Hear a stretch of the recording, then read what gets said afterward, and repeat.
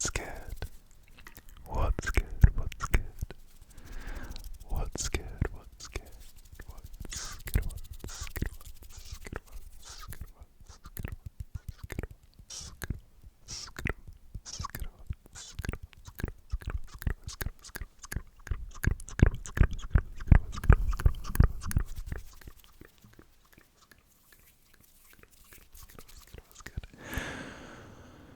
What's good? What's good, everybody? Welcome back to another video.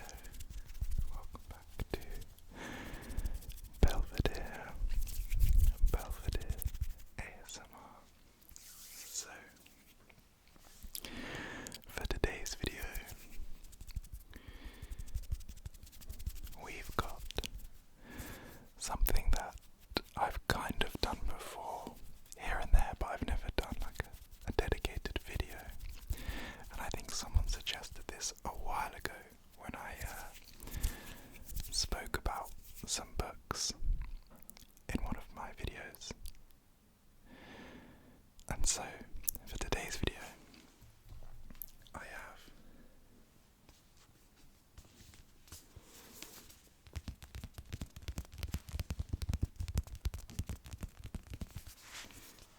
a stack of books.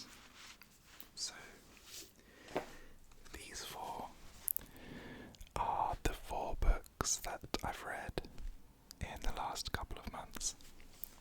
I don't know exactly, I would say maybe the last 3 months. 3 or 4 months. And this book, I haven't read this that recently, but in my recent Q&A video, I was asked about my favourite books, and this was one of them, and I didn't quite remember the name right, and yeah, but I think this is like my favourite book, so I thought I would talk about a bit about this one as well.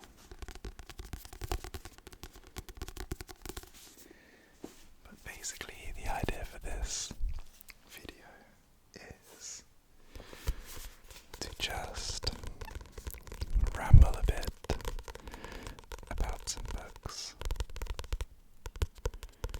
do some nice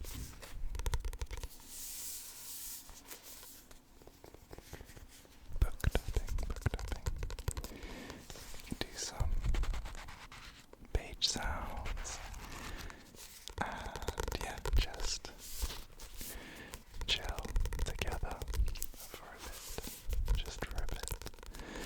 So make sure that you are comfortable.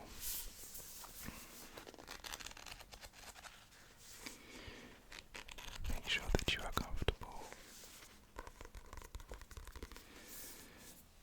And just, yeah, let's just chill out together. So, the first book I want to talk about, which I have mentioned a couple times on the channel, is this one called Piranesi. I should also apologise that everything's going to be backwards, which is a shame, but it's either the words are backwards or the audio is the wrong way around, like the left is in the right ear and the right is in the left ear, and I think the audio is probably more important. So yes, you're not going to be able to read the stuff that well, but this book is called Piranesi by Susanna Clarke. It's not a good sign I'm yawning already. I've said before, this is the book that has got me back into reading.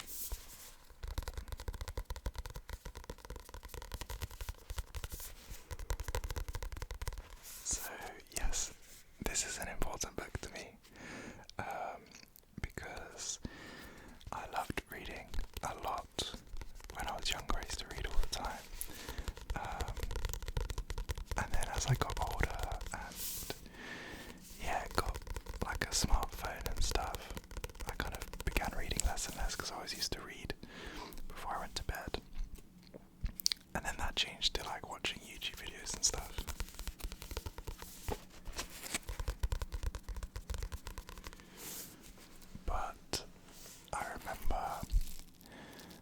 last summer, I found a book voucher that I'd been given as like a prize for doing well in like some of my exams at the university. My university gave me like a book voucher. I think it was in my first year, like my first set of mocks or something. And I'd had it ever since then. And it amounted to like £50, I think, so it was quite a lot.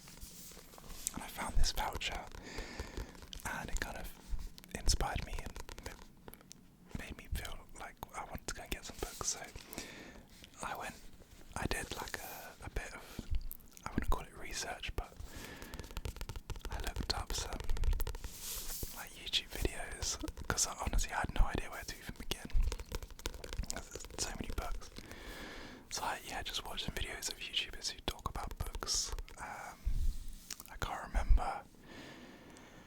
I can't remember their names because I just typed in like 2022 book reviews and stuff. And so three of these books were picked up. And I think I got, at the time, 5 books in total. And I read one of them straight away when I got all 5. And it was okay. I've spoken about it on the channel before actually. It was called Open Water. And it was okay. But I didn't love it.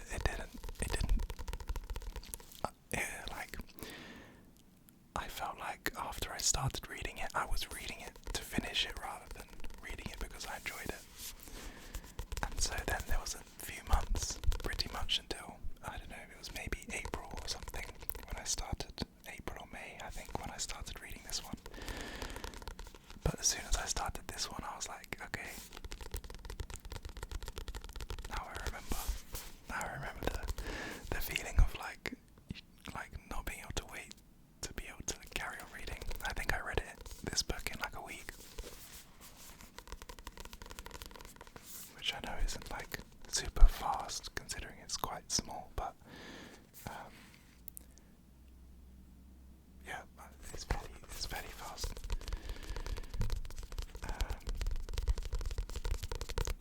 But anyway, Piranesi is, maybe I'll read the blurb. So, Piranesi lives in the house, perhaps he always has. Then messages begin to appear, scratched out in chalk on the pavements. There is someone new in the house, but who are they and what do they want? Lost texts must be found. Secrets must be uncovered.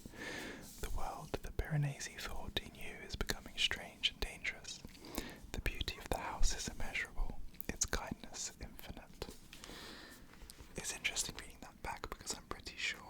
Let me check. Yeah. The last line of the blurb is actually the last sentence of the book.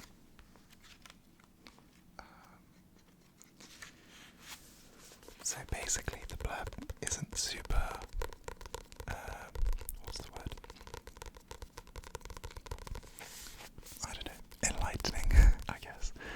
It's not like obvious exactly what the book's about from the blurb. But basically, the story is about a guy called Piranesi, whose world is this like giant, never-ending house.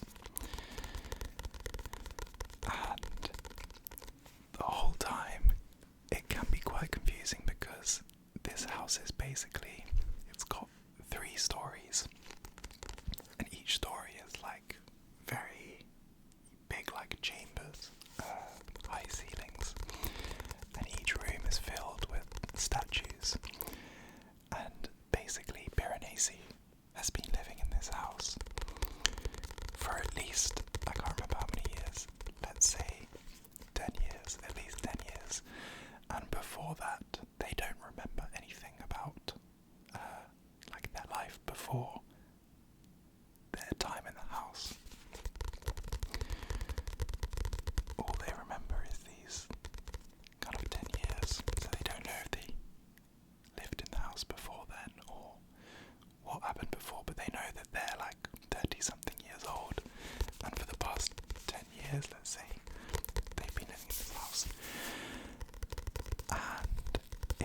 house is him and one other person called the Other. And basically Piranesi has come up with a naming system and basically spends all his time travelling as far as he can around the house and like mapping it out and stuff.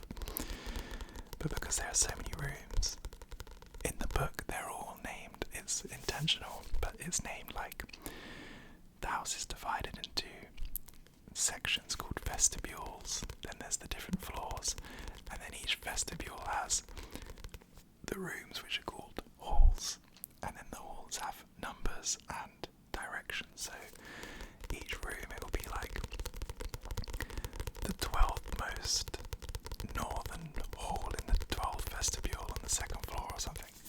So it is a little bit confusing, but when I was reading it, I was kind of like, exactly where the room is isn't important, so I kind of didn't focus too much on trying to map out the house.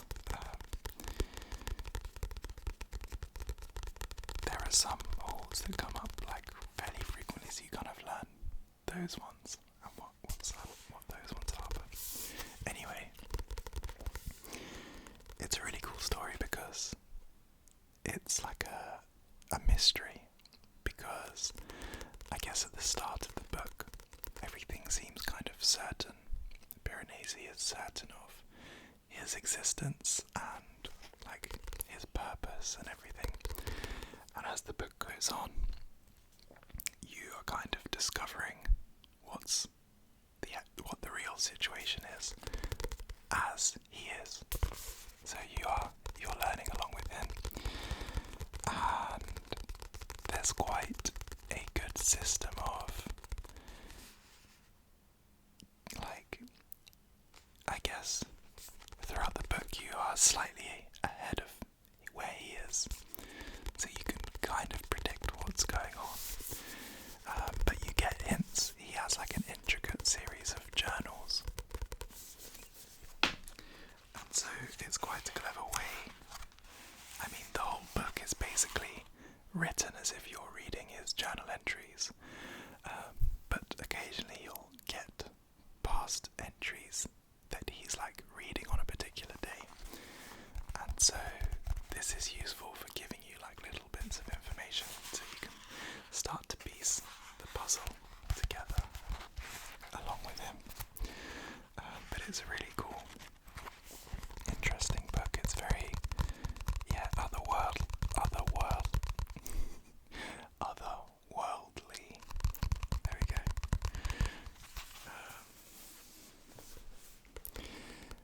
And I guess it is a fairly short book, but there's quite a lot packed into it.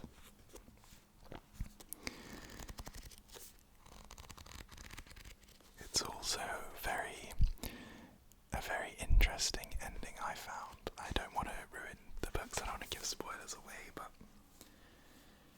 it makes you think about what you would do in that situation, and it's very interesting. How can I say it? I guess it brings up interesting thoughts about the concept of self, like who you are, and like how self is linked to other people, like your family and friends, and also your own like physical body. I feel like that's not really going to make any sense without you reading the book, and yeah, but it's cool. It's a great book. It's really well written. The thing I like about books as well is, like, when I'm reading a book, I want to be like fully immersed in it. So I can really appreciate like when things are really well written, and obviously if it's well written it's more enjoyable to read, but there comes a point where sometimes I feel like it's like the literary techniques and stuff that are being used are like kind of, I guess, to like study it like study the literature and talk about these techniques and stuff, it would be like technically great, like a great piece of writing. But for me, actually reading it, it's not as enjoyable because it's just like I find it harder to just get immersed in it if there's like all these weird ways of writing things, pretty much, which is how I felt with the first book, Open Water. I thought it was a cool book and it was interesting, but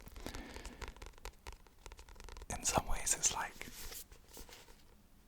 I'm not saying this is what it was doing, but I found it hard to get into the book because it felt like the book was trying really hard to be like well written, you know, if that makes sense.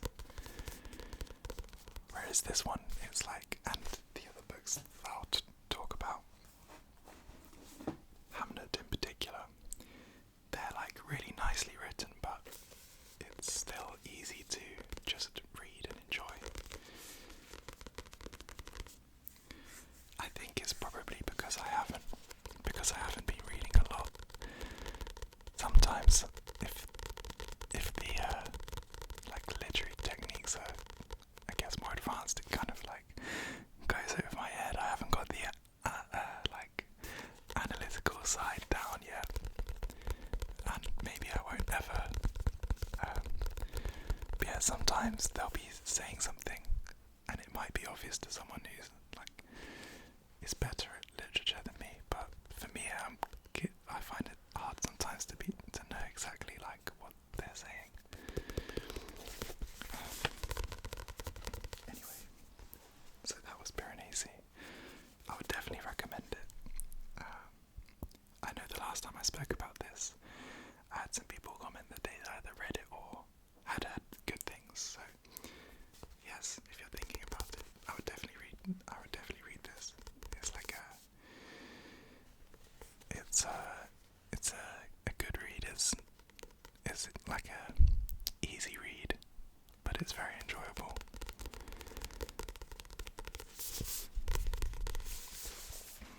Maybe I'll read a little bit from somewhere near the beginning, so I'm not giving stuff away.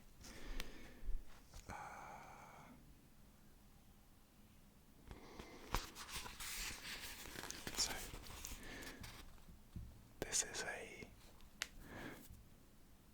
kind of chapter, but it's basically like an entry in the diary. So it's titled Battersea, entry for the 29th day of the 5th month in the year the albatross came to the southwestern halls.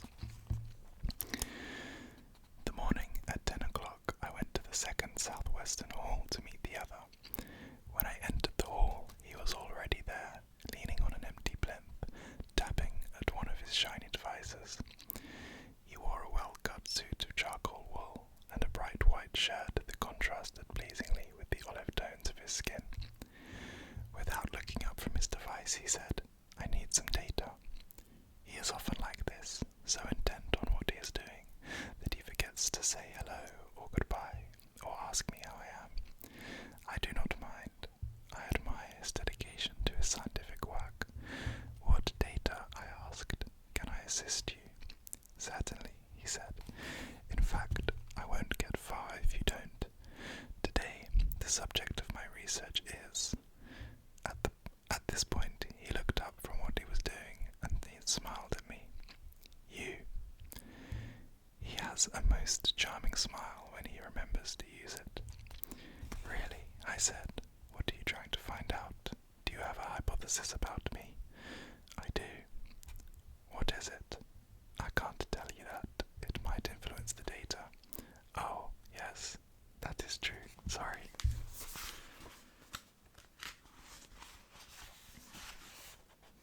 I don't know how much of each one to read. Wow, 20 minutes already. Sorry. Okay. "That's okay," he said. "It's natural to be curious." He placed his shiny device on an empty plinth and turned around. "Sit down," he said. I sat on the pavement, cross-legged, and waited for his questions. "Comfortable?" he said. "Good. Now tell me, what do you remember?" "What do I remember?" I asked, confused.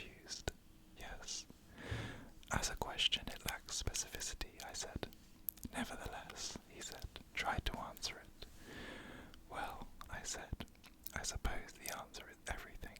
I remember everything. Really? He said. That's a rather large claim. Are you sure? I think so. Give me some examples of the things you remember. Well, I said, suppose you were to name a hall, many days' journey from here. Providing that I had visited it before, I could immediately tell you how to get there. I could name every hall you would need to travel through. I could describe the notable statues you would see on the walls, and with a reasonable degree of accuracy, I could tell you their positions, which wall they stood against, whether north, south, east or west, and how far along the wall they stood. I could also enumerate all the... What about Battersea? Said the other. What? Battersea? Do you remember Battersea? No, Battersea? Yes. I do not understand. I waited for the other to explain, but he said nothing. I could see that he was observing me closely, and I was sure that this question was crucial to whatever research he was conducting. But as to how I was supposed to answer it, I had not the least idea. Battersea is not a word, I said at last. It has no referent. There is nothing in the world corresponding to that combination of sounds.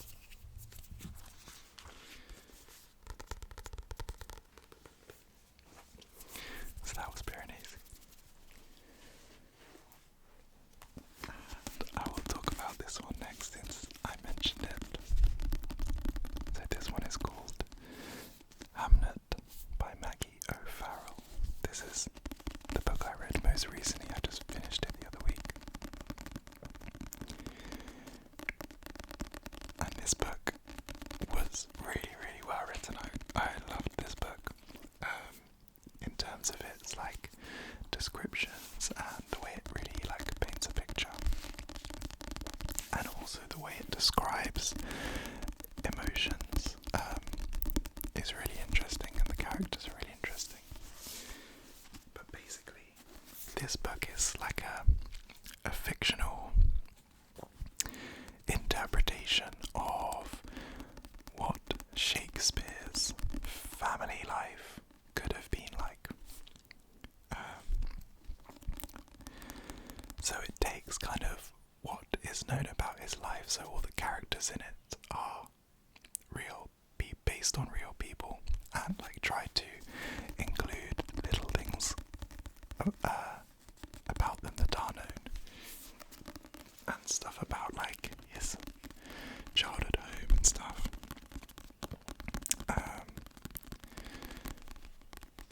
And yeah, makes up a story, not makes up, but yeah, I guess, well, yeah, it does make up a story about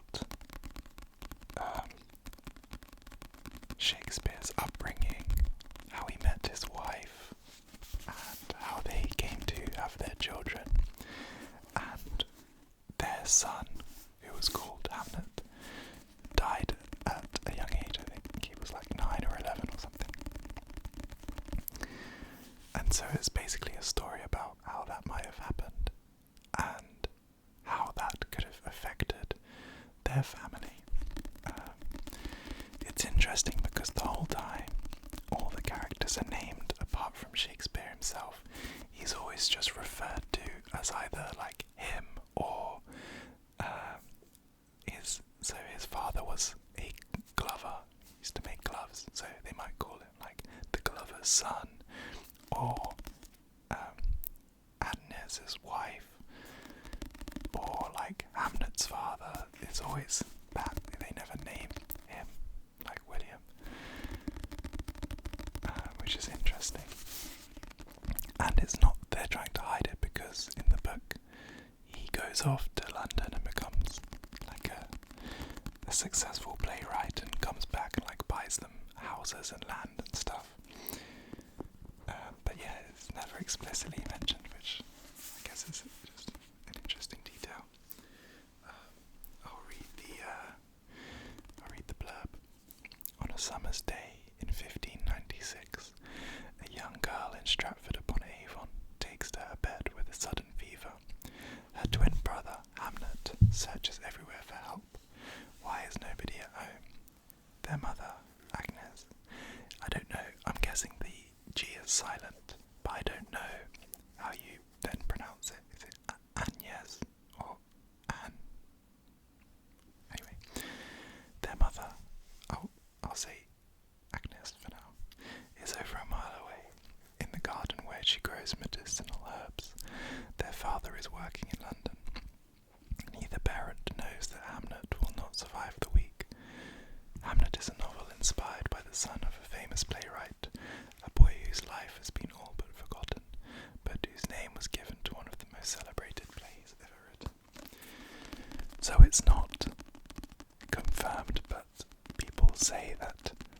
Shakespeare's play Hamlet was named after his son Hamnet, and I guess it's pretty likely considering in the play, I think there's like a young boy that dies, or I don't actually know really what the play is about. I think they mention it in the book. The story is about a young boy who dies, and it involves a ghost of the boy grown up that was in the book, played by Shakespeare himself. I don't know if that was true in real life, but anyway. This book, yeah, it's really well written, and it flips similarly, actually, well, really linking these books together. Similarly to this book, The Vanishing Half, it flips between times, like constantly, which at times can get a little frustrating because you're like slowly finding out what's happening in the present time, and then you'll flip back to an earlier time and you have to like get through that part to carry on finding out what's going to happen. But yeah, it flips between the present, where the twins, Hamnet and have I forgotten her name already? Hamnet and I want to say Juliet, but that's because I've got Romeo and Juliet in my head. Hamnet and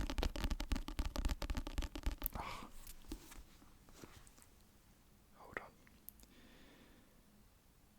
Hamnet and why can I not remember? Judith, I think. Actually, yeah, hold on. Is it Judith?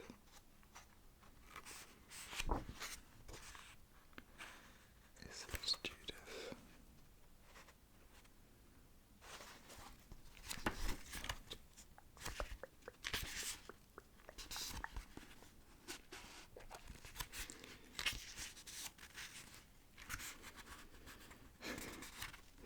Why is it impossible to find their names? Judith. Okay, it is Judith. So, I don't even remember what I was saying now. Yeah, Judith and Hamnet, the twins, are very ill with, I believe, what was like the plague. So they're dealing with that. This is at the start of the book, in the present tense, but then they keep going back in time to when Shakespeare was a child, and like him growing up, and then him meeting the wife and stuff.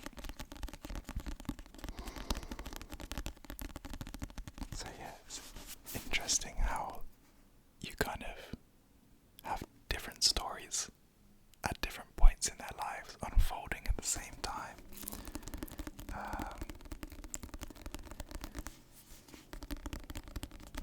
Yeah.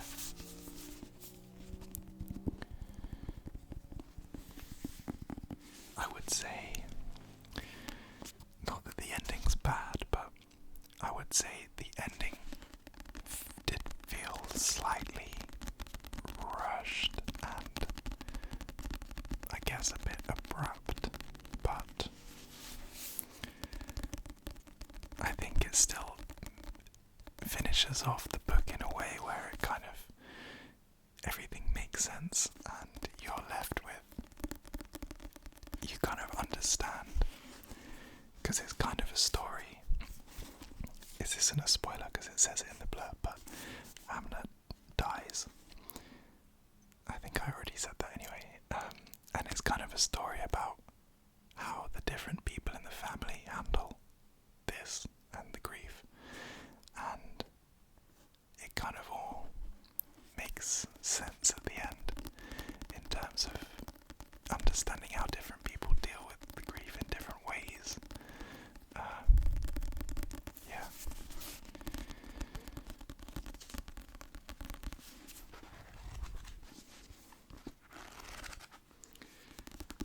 I'll read a little passage.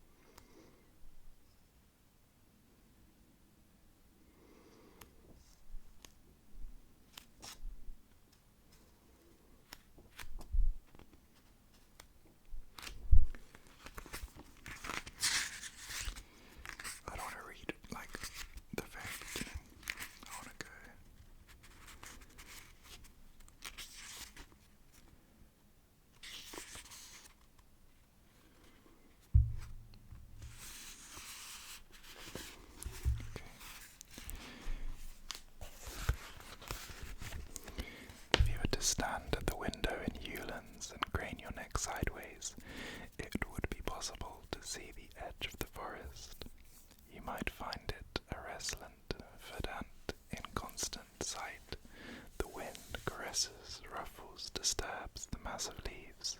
Each tree answers to the weather's ministrations at a slightly different tempo from its neighbour, bending and shuddering and tossing its branches, as if trying to get away from the air, from the very soil that nourishes it. On a morning, that came out funny, on a morning in early spring, 15 years or so before Hamnet runs to the house of the physician, a Latin tutor, Shakespeare, is standing in this place at the window, absently tucking on the hoop through his left ear. He is watching the trees, their collective presence, lined up as if they are fringing the edge of the farm. Brings to his mind the backdrop of a theatre, the kind of painted trickery that is unrolled quickly into place to let the audience know that they are now in a sylvan setting, that the city or streets of the previous scene are gone, that they are now on wooded, uncultivated, perhaps unstable ground. A slight frown appears on his face. He remains at the window, the fingertips of one hand pressed white to the glass. The boys are behind him. They are conjugating verbs, temporarily unheard by the tutor, who is intent on the startling contrast between the sharply blue spring sky and the new leaf green of the forest. The colours seem to fight, vying for supremacy, vibrancy. The green versus the blue, one against the other. The children's Latin verbs wash over him, through him, like the wind through trees. Somewhere in the farmhouse a bell is rung, first briefly and then more insistently. There are footfalls along the passage, the sound of a door banging into its frame. One of the boys, the younger one, James, the tutor knows, without turning, sighs, coughs, clears his throat, then rejoins the intoning. The tutor readjusts his collar, smooths his hair.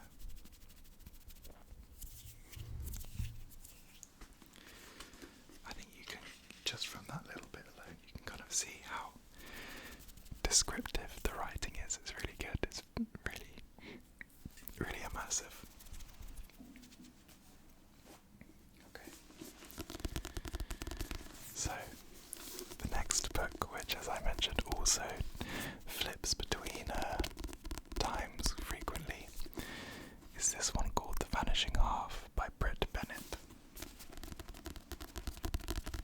I think I've spoken about this one before as well, but this book was really good as well. They've all been great. And it's about two twins, Desiree and Stella, who are identical twins and grew up in a small town somewhere in the USA. And it's kind of difficult to explain,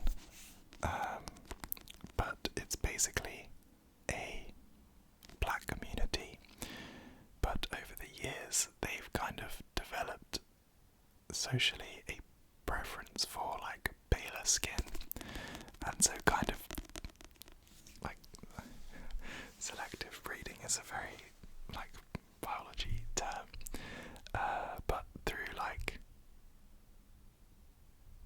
I don't know what else to call it, but yeah, like choosing partners who are like light skin. Basically, this whole community, this whole black community have developed of people with like really pale skin. And so basically these twins at the age of 16 run away from this like suffocating town, tiny town in the middle of nowhere, to New Orleans, a big city, for a new life. And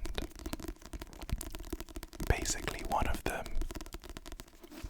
finds like a husband there, gets married, has a baby, but the husband is abusive, and so runs away and goes back to her hometown, where she ends up staying for like the rest of her life. Whereas the other twin gets a job in a department store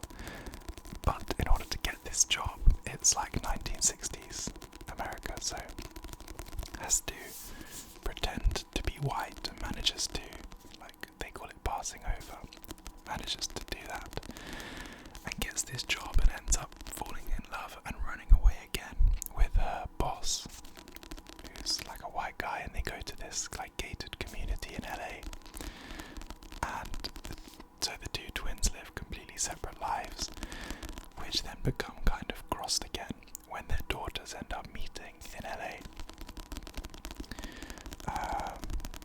So it's quite it's a very interesting story, and again it does a really good job of writing about emotions, and you can really kind of empathise with the characters and see things from both sides, both of the twins' perspective. Obviously the one who goes back to live in the hometown feels kind of betrayed by her twin who ran away from her, and the other one kind of in some ways regrets it, but in some ways had to do it.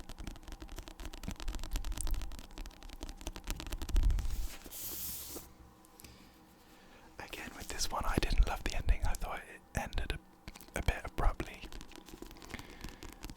and I don't want to do spoilers, but there was something which I was like, it was like unsatisfying, the ending, if you know what I mean.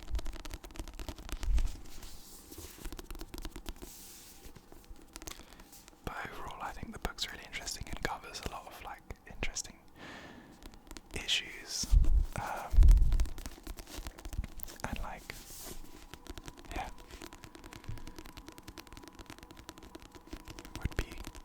could spark good conversations about race and gender and class.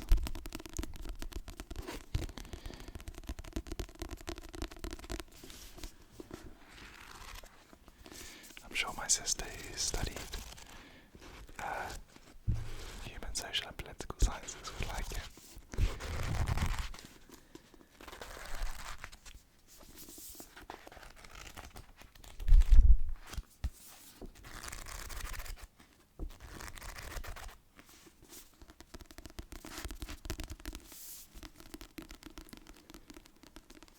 If I had to rank it, so these three I bought with the voucher,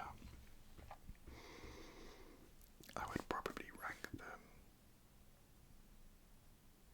I also got that open water book with the voucher. That one would be bottom. And then maybe probably Vanishing Half, Hamnet, and then Piranesi.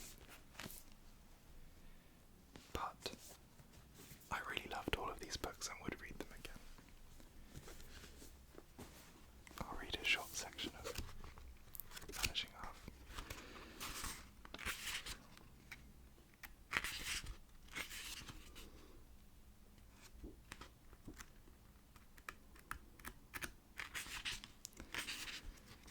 Shall I read from?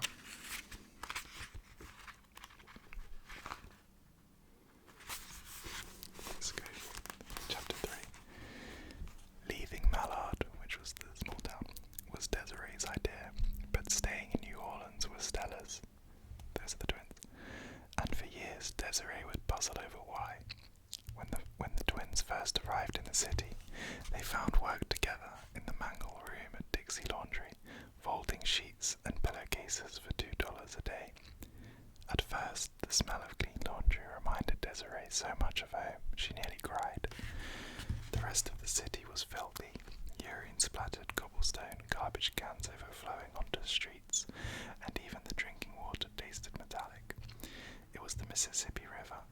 May, their shift supervisor, said. Who knew what they dumped in there?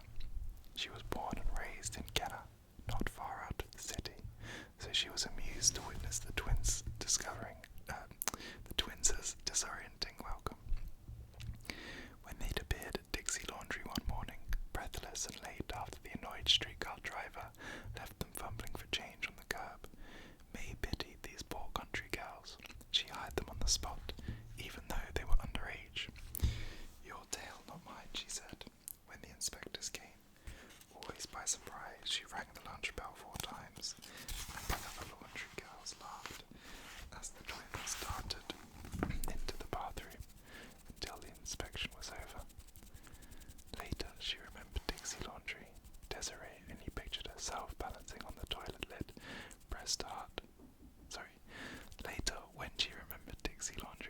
Desiree only pictured herself balancing on the toilet lid, pressed hard against Stella's back. She hated working like this, always looking over her shoulder, but what else could she do? I don't care how many toilets I got to jump in, she said. I ain't going back to Mallard.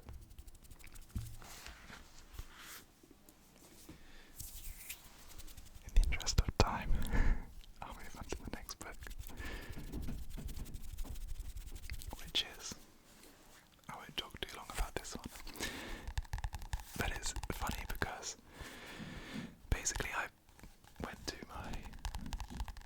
found this at my grandparents' house and felt like I knew that I'd heard the name because it's like a classic book, and I knew of this one, and it's 1984, and so I thought that I'll read it because it's short, it won't take very long, and I read it. I think I've told this story before, I can't remember when, but I don't remember which video, but yeah, and there was a vague sense of familiarity to it, and kind of as I was reading there were things about it that I was thinking, like, and I guess analysing, and I didn't really know where it was coming from. And then I was talking to my friend and mentioned that I was reading it, and he was like, oh yeah, like, remember English, like English lessons in school, and talking about the English lessons. I was like, oh no, like I don't remember doing that. And he was like, well, we were in the same class, so you will have read it. And I really couldn't remember reading it, but yeah, we studied it. And it was today, actually, this is what gave me an idea to do this video, because I mentioned in a previous video that we're like in the process of moving, and so I'm going through all of my old like boxes of memories, which includes things like old school books and stuff. And I had my year 8 English book, so how old was I in year 8? 12. And I was like flicking through, and then there's a whole section of pages from when we were reading Animal Farm, and I've written like essays and like pages and pages of analysis of this book, which is funny because it completely was gone from my memory, but yeah, so I have read this before, and I mean, I didn't like love it, it was a pretty good book. I guess it is very interesting, especially considering like the time it was written and stuff, but in terms of like actual reading enjoyment, it's fine. I didn't love it, but didn't dislike it. But yeah, it's more funny that I read it before in school and just completely blocked it out of my memory.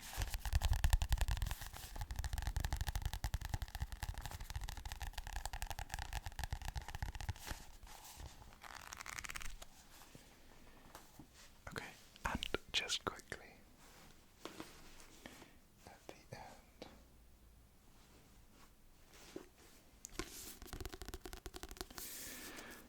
I will explain a bit about what this was, because I don't think I did a very good job in the Q&A, but so it's called Power, Sex, Suicide, Mitochondria and the Meaning of Life. I think in the Q&A I said The Secret Lives of Mitochondria, which isn't right. It's quite, the pages are quite filled, but the chapters, I'll read you the chapters. Actually, I'll read the blurb first. What gives us our energy? Why are there two sexes? Why do we grow old and die? How common is complex life in the universe? And what's behind the breathtaking exuberance of life on Earth today? The answers to all these questions and more lie within mitochondria, the tiny powerhouses within our cells that were once free-living bacteria. That's another cool thing about them.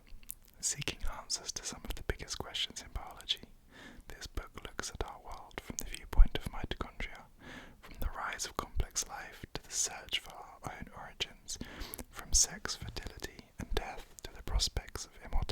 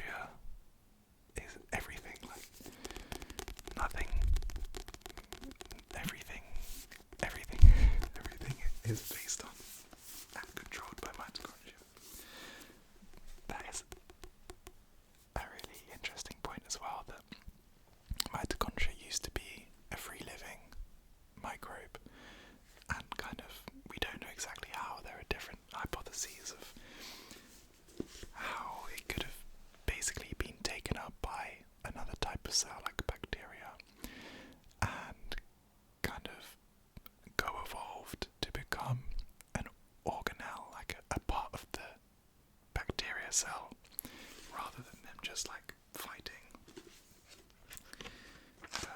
But without mitochondria, we could never have got complex multicellular organisms, because we wouldn't be able to solve the energy demand problem, which is what mitochondria do and allow multicellular organisms to exist.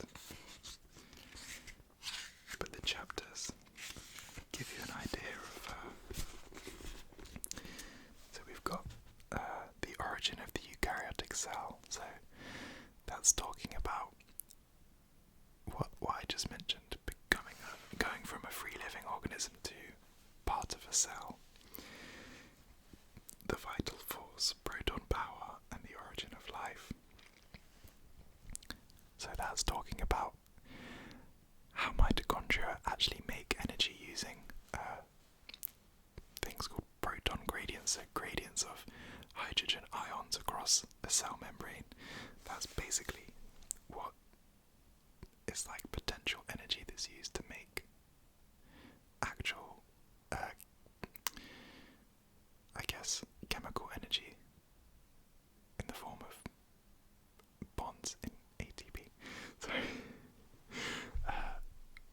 This is getting too complex. Anyway, chapter 3, Inside a Deal, the Foundations of Complexity. So that's how mitochondria allowed multicellular complex organisms to evolve. Power laws, size, and the ramp of ascending complexity. That's kind of similar. Murder or suicide, the troubled birth of the individual. Not exactly sure what that chapter will be about. I don't remember. The last time I read this was before university, so like 5 or 6 years ago.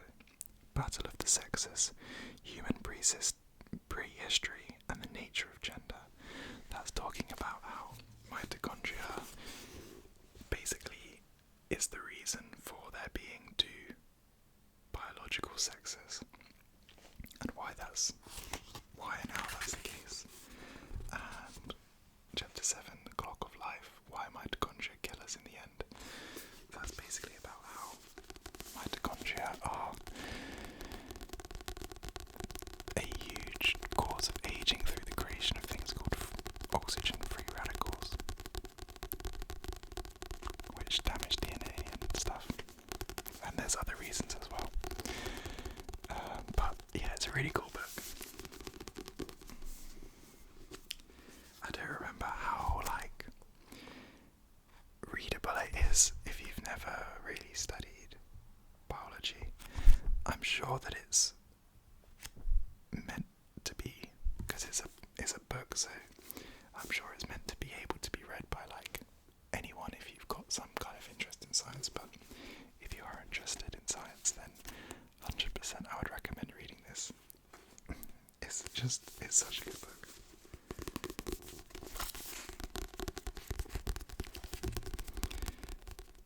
Yeah, when I read it twice, and yeah, I was just in awe. But anyway, I need to go to sleep now, but I hope that you enjoyed this video. I hope you enjoyed the whispers, the book tapping, and I hope you found it interesting if you're not already asleep. Hopefully you will be asleep.